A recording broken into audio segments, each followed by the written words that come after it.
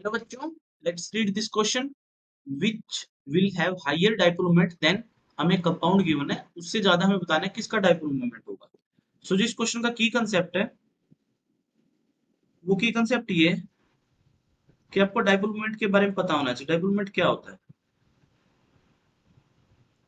Dipole moment, तो मैं मान के चलता हूँ ए भी एक एटम है जिसमें ए ज्यादा इलेक्ट्रोनेगेटिव है एज कम्पेयर टू बी, तो ए क्या करेगा, अपनी तरफ इलेक्ट्रोनेगेटिविटी को विड्रॉ कर लेगा, जिससे ए पे डेल्टा नेगेटिव चार्ज क्रिएट और बी पे डेल्टा पॉजिटिव चार्ज क्रिएट हो जाएगा। तो जो चार्ज का सेपरेशन हुआ है, इस चार्ज के सेपरेशन को हम बोलते हैं डाइपोल मोमेंट।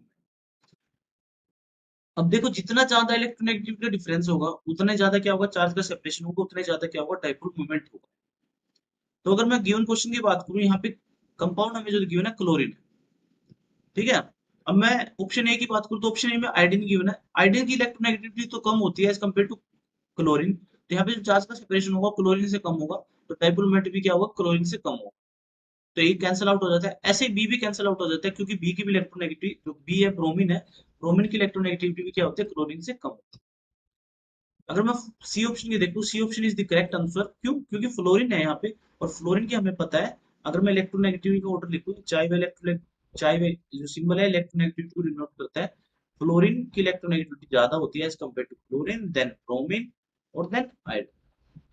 तो जो चार्ज का सेपरेशन होगा, जो कंपाउंड सी है हमारा, यहाँ पे यहाँ पे चार्ज का सेपरेशन सबसे ज्यादा होगा, डेल्टा नेगेटिव डेल्टा पॉजिटिव। क्यों? क्योंकि fluorine is more electronegative than chlorine. अगर मैं ऑप्शन डी की बात करूं तो ऑप्शन डी में डाइपोल मोमेंट एग्जिस्ट नहीं करेगा क्योंकि यहाँ पे सभी कार्बन है, इलेक्ट्रोनेगेटिविटी का डिफरेंस है ही नहीं। तो इस क्वेश्चन का करेक्ट आंसर क्या होगा, option C. I hope you will understand. Thank you.